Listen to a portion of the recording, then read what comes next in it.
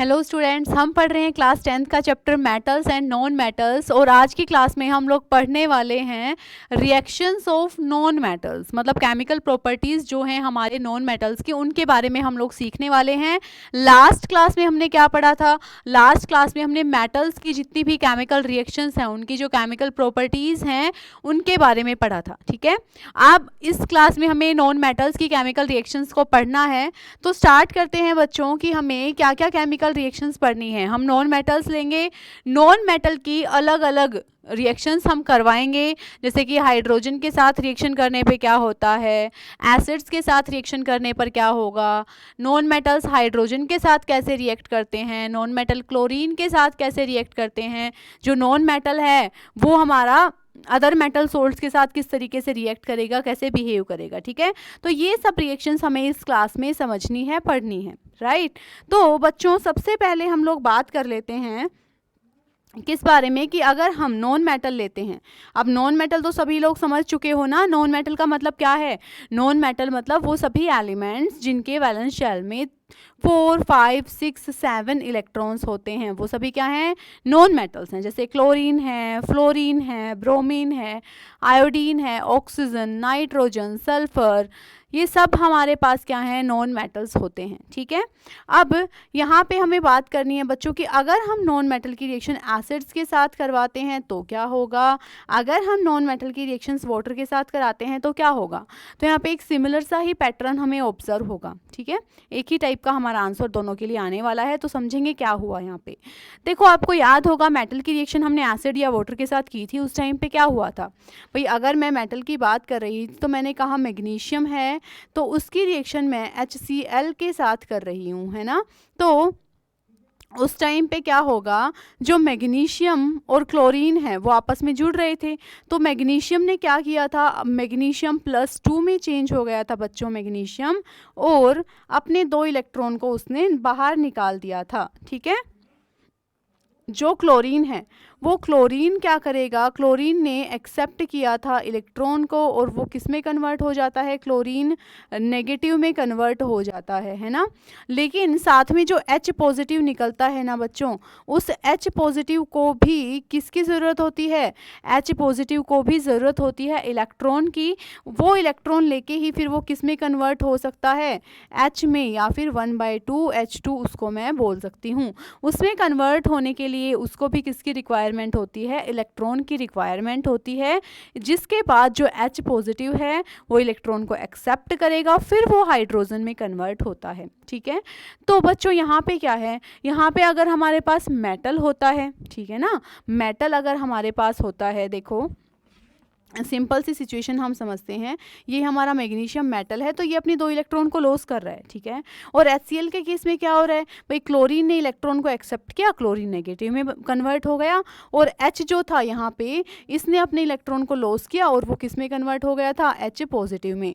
अब जो इलेक्ट्रॉन इसने लॉस किया था वही इलेक्ट्रॉन जो हमारा क्लोरीन है इसने गेन किया था। ठीक है, बट बच्चों जो ये H पॉजिटिव बना ना, इसको भी तो इलेक्ट्रॉन की रिक्वायरमेंट है ताकि वो हाइड्रोजन गैस में कन्वर्ट हो सकें। तो यहाँ पर होता क्या है कि जो मेटल है वो अपने 2 इलेक्ट्रॉन जो लॉस करके बैठा हुआ है ना, इनका यूज़ करके फिर हमारा जो हाइड्रोजन है, H पॉजिटिव हाइड्रोजन आयन है हमारा, वो हाइड्रोजन गैस में कन्वर्ट होता है। समझ रहे हो बात मैं क्या कह रही हूँ? जरा एक बार ध्यान से फिर से समझोगे इस चीज़ को, और कॉमन सा एग्जाम्पल लेके मैं समझा देती हूँ कि भाई कोई भी हमारी रिएक्शन थी, मान लो मैंने कहा Na ले लिया, और सिंप्लीफाइड फॉर्म में तुम्हें समझ में आ जाएगा। तो यहाँ पे देखो Na किस में कन्वर्ट हुआ, Na पॉजिटिव, और उसने अपना 1 इलेक्ट्रॉन बाहर निकाल दिया। ठीक है बच्चों, यहाँ पे क्या हुआ, H जो है उसने अपना 1 इलेक्ट्रॉन बाहर निकाला और बना लिया H पॉजिटिव, और क्लोरीन नेगेटिव ने इसी इलेक्ट्रॉन को एक्सेप्ट किया और उसने क्या बना लिया, क्लोरीन नेगेटिव बना लिया। ठीक है, इतनी रिएक्शन हो गई, ठीक है, बात खत्म। अब बात ये है बच्चों कि ये क्लोरीन नेगेटिव, मैं यहाँ पे दूसरे पेन से रिप्रेजेंट कर देती हूँ कि यहाँ पे जो ये क्लोरीन नेगेटिव बना है, ये क्लोरीन नेगेटिव, और यहाँ पे जो हमारे पास Na पॉजिटिव बना है, ये Na पॉजिटिव, दोनों आपस में कंबाइन हो जाएंगे, ठीक है, हो जाएंगे बिल्कुल। तो NaCl का फॉर्मेशन ये कर लेंगे। बट ये वाला जो इलेक्ट्रॉन है बच्चों, ये फ्री है और ये हमारा H पॉजिटिव है। तो ये H पॉजिटिव क्या करता है, इस इलेक्ट्रॉन को गेन करके फिर ये किस में कन्वर्ट होता है, हाइड्रोजन H में कन्वर्ट होता है। और ऐसे ही 2H पॉजिटिव अगर मैं लिख देती हूँ तो वो 2 इलेक्ट्रॉन को गेन करके क्या बनाएंगे, हाइड्रोजन गैस का फॉर्मेशन करते हैं, ठीक है। मतलब सिंपल सा ये है कि जो हमारा H पॉजिटिव है उसको हाइड्रोजन गैस में कन्वर्ट होने के लिए इलेक्ट्रॉन की रिक्वायरमेंट होती है, जो कि मेटल प्रोवाइड करता है। बट नॉन मेटल के केस में क्या होता है, अगर हम नॉन मेटल यहाँ पर कोई लेंगे, जैसे कि मैंने मान लो ले लिया क्लोरीन वगैरह जो भी हैं, तो इनकी टेंडेंसी ये नहीं होती कि ये क्लोरीन जो है वो अपने आप को क्लोरीन पॉजिटिव प्लस इलेक्ट्रॉन में कन्वर्ट करेगा, नहीं नहीं, बिल्कुल भी नहीं। यहाँ पर टेंडेंसी क्या होती है नॉन मेटल की, इलेक्ट्रॉन्स को गेन करने की। तो ये अपने इलेक्ट्रॉन्स को लॉस नहीं करेंगे, इलेक्ट्रॉन्स को लॉस नहीं करेंगे बच्चों, तो फिर जो हमारा हाइड्रोजन आयन बाहर निकल रहा है वो हाइड्रोजन गैस में कन्वर्ट नहीं हो पाएगा, ठीक है। और इस वजह से हमारा वाटर के साथ रिएक्शन नहीं हो पाएगी, क्योंकि हाइड्रोजन गैस लिबरेट नहीं हो पाएगी, ओवरऑल बात ये है, ठीक है। और दूसरा, अगर हम एसिड्स ले रहे हैं तो एसिड्स के अंदर भी क्या है, H पॉजिटिव है और हमारा वाटर है, वहाँ पर भी H पॉजिटिव OH नेगेटिव वाली बात बनती है, तो वहाँ पे हाइड्रोजन गैस लिबरेट नहीं हो पाती। तो जो हमारी जनरलाइज्ड फॉर्म ऑफ रिएक्शन है वो हम नहीं लिख सकते। इन दोनों के साथ ही जब हमारा नॉन मेटल रिएक्ट करेगा तो hydrogen gas is not liberated, हम डायरेक्टली यही लिखेंगे कि भाई यहाँ पे इन दोनों के साथ रिएक्शन करने पर हाइड्रोजन गैस लिबरेट नहीं हो पाती है, जिसकी वजह से हमारी रिएक्शन को हम प्रोसीड कराते हुए नहीं शो कर पाते हैं। सिंपल हमें रीजन लिख देना है, समझ में आई बात, ठीक है। तो 2 रिएक्शन तो डायरेक्टली इसी वे में हमारी हो गई कंप्लीट। अब हम देखते हैं next reaction, reaction with hydrogen. Non metal लेना है और हाइड्रोजन के साथ उसकी रिएक्शन करनी है, तो बच्चों क्या प्रोडक्ट बनता है देखते हैं चलो। तो यहाँ पे मैंने ले लिया मान लो oxygen, oxygen is a non metal और इसकी रिएक्शन मुझे हाइड्रोजन के साथ करनी है। सबको पता है बच्चों, हाइड्रोजन और ऑक्सीजन मिलके किसका फॉर्मेशन करेंगे, H2O का फॉर्मेशन करेंगे। कोई और नॉन मेटल ले लो, उसकी हाइड्रोजन के साथ रिएक्शन कर दो, तो क्या ले सकती हूँ मैं, N2 प्लस H2 क्या फॉर्म हो जाएगा, NH3 अमोनिया का फॉर्मेशन करते हैं। क्या लेंगे हम, 2N2 बैलेंस करते हैं, ठीक है। 2 नाइट्रोजन है तो यहाँ पे 2 लिख देती हूँ, 3 2 जा 6 हाइड्रोजन है तो मैं यहाँ पर लिख देती हूँ 3 हाइड्रोजन, ठीक है। तो ये अमोनिया का फॉर्मेशन हो गया। तो इस तरीके से हम नॉन मेटल ले सकते हैं और उनकी रिएक्शन किसके साथ शो कर सकते हैं, हाइड्रोजन के साथ उनकी रिएक्शन को शो कर सकते हैं। क्लियर है सबको, हो जाएगी। कोई भी नॉन मेटल हम ले सकते हैं, कार्बन, नाइट्रोजन, ऑक्सीजन, फ्लोरीन, जो भी हमें लेना है, ठीक है, दिखा सकते हो, इसमें कोई दिक्कत नहीं रहेगा। मान लो मैंने ले लिया Cl2, Cl2 भी तो नॉन मेटल है, उसकी रिएक्शन H2 के साथ करवाई तो क्या बनेगा, 2HCl का फॉर्मेशन हो जाएगा, ठीक है। नेक्स्ट है बच्चों हमारा रिएक्शन विद क्लोरीन। क्लोरीन के साथ रिएक्शन करने पर क्या होगा, सिंपल है बच्चों। अभी देखो ये वाली रिएक्शन ही एक तो कॉपी पेस्ट कर सकते हो कि हाइड्रोजन हमारा नॉन मेटल है, क्लोरीन के साथ रिएक्शन करने पर क्या करेगा, हाइड्रोजन HCl का फॉर्मेशन कर लेगा। ये एक तो यही हो गई क्लोरीन के साथ रिएक्शन, है ना। दूसरा हम क्या लिख सकते हैं कि अगर हम लेते हैं फॉस्फोरस, तो फॉस्फोरस क्लोरीन के साथ रिएक्शन करके क्या बना लेता है, PCl3 बना लेता है। तो इस तरीके से हम रिएक्शन याद रख सकते हैं, कोई दिक्कत नहीं रहेगी। 2 2 3 3 एग्जाम्पल्स ना हर कैटेगरी की याद रख लेना, ठीक है। तो ये याद रहेगा बच्चों। उसके बाद हम बात करते हैं नेक्स्ट रिएक्शन की। नेक्स्ट रिएक्शन है रिएक्शन विद ऑक्सीजन। मतलब अगर हमारा नॉन मेटल है वो ऑक्सीजन के साथ रिएक्ट करता है तो कैसे रिएक्ट करेगा। तो यहाँ पे मैं लिखती हूँ बच्चों नॉन मेटल, पहले तो सबसे हाइड्रोजन हमारा नॉन मेटल होता है, सल्फर हमारा नॉन मेटल होता है। जो बेसिक रिएक्शन है ना वो हम लिख सकते हैं, ठीक है, जो हमें याद भी रह जाए। इस तरीके के एग्जाम्पल्स हमें अपने माइंड में लेके चलने हैं, ठीक है। तो इन सब की रिएक्शन मुझे करके दिखानी है किसके साथ, ऑक्सीजन के साथ। तो H2 plus O2 will give H2O का फॉर्मेशन यहाँ पर हो जाएगा। सल्फर प्लस O2 क्या बन जाएगा बच्चों, SO2 का फॉर्मेशन हो जाएगा। N प्लस O2 देखो नाइट्रोजन और ऑक्सीजन कंबाइन करके डिफरेंट टाइप की ऑक्साइड्स का फॉर्मेशन करती है, NO2, N2O3, N2O, N कुछ भी मतलब अलग अलग वेरियस कैटेगरीज बनाती है, बट मैं यहाँ पे एक सिंपल ऑक्साइड NO2 लिख देती हूँ, ठीक है। उसके अलावा कार्बन प्लस ऑक्सीजन कंबाइन जब करते हैं तो CO2 का फॉर्मेशन भी करते हैं, और कार्बन प्लस ऑक्सीजन कंबाइन करके कार्बन मोनोऑक्साइड का भी फॉर्मेशन करते हैं। ऐसे ही सल्फर प्लस ऑक्सीजन कंबाइन करके SO2 भी बनाता है, SO3 भी बना सकता है। हमें कुछ जनरल और बेसिक जो हमें याद रहें, इससे ऐसे कुछ एग्जांपल्स याद रख लेने हैं, ठीक है। तो बिल्कुल बेसिक रिएक्शंस हैं, सारी रिएक्शंस हम इजीली लिख सकते हैं इसके लिए।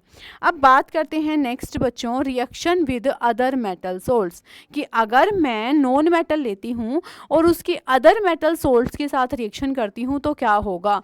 तो बच्चों देखो, मेटल्स की जब हम रिएक्शन करते थे तो हम रिएक्टिविटी सीरीज याद रखते थे कि अगर हमारा मोर रिएक्टिव मेटल होगा तो वो लेस रिएक्टिव मेटल को रिप्लेस कर देगा, है ना। बट यहाँ पे हमारे पास ऐसी सीरीज नहीं होती, बट जनरली हम एक दो एग्जांपल की हेल्प से याद रख लेंगे। जैसे कि मैं कहूँगी कि यहाँ पे क्लोरीन जो है वो ज़्यादा रिएक्टिव है as compare to bromine and iodine. तो इस तरीके के एग्जाम्पल अगर हमें मिलते हैं तो हम उनको ईजिली टैकल कर सकते हैं। एक दो एग्जाम्पल हम याद रख सकते हैं इस तरीके के। क्या याद रख सकते हैं कि अगर मैं यहाँ पे कहती हूँ कि मेरे पास है NaCl और इसकी रिएक्शन मुझे करानी है किसके साथ, Br2 के साथ, तो ये रिएक्शन में क्या होने वाला है। अगर मेरे पास है NaBr प्लस में है हमारे पास Cl2, तो इस रिएक्शन के दौरान क्या होगा, ठीक है। तो ध्यान से देखोगे बच्चों, NaCl और Br2, तो मैंने क्या लिखा, chlorine is more reactive than bromine.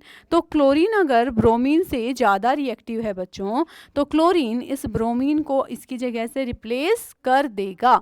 अगर रिप्लेस कर देगा तो ये क्या बनाएगा, NaCl प्लस में ब्रोमीन को बाहर निकाल देगा, ठीक है।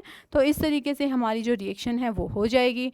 लेकिन bromine is not more reactive than chlorine, तो उस केस में क्या होगा, तो उस केस में जो ब्रोमीन है वो इसको रिप्लेस नहीं कर पाएगा। तो हम लिख देंगे बच्चों कि यहाँ पे no reaction will takes place. Okay, तो इतनी सी बात हमें याद रख लेनी है। क्लियर है सबको, आई थिंक कोई भी दिक्कत नहीं होनी चाहिए, ठीक है। तो ये हमारी नॉन मेटल की बेसिक रिएक्शन थी। ऐसा इसमें कुछ बहुत अलग तो था नहीं। मेटल की रिएक्शन अगर हम अच्छे से ध्यान से पढ़ के आए हैं ना, तो नॉन मेटल की रिएक्शन तो हम इतनी आराम से चुटकियों में कर देंगे, है ना। चलो तो देखते हैं फटाफट क्या क्या रिएक्शंस थी हमारी।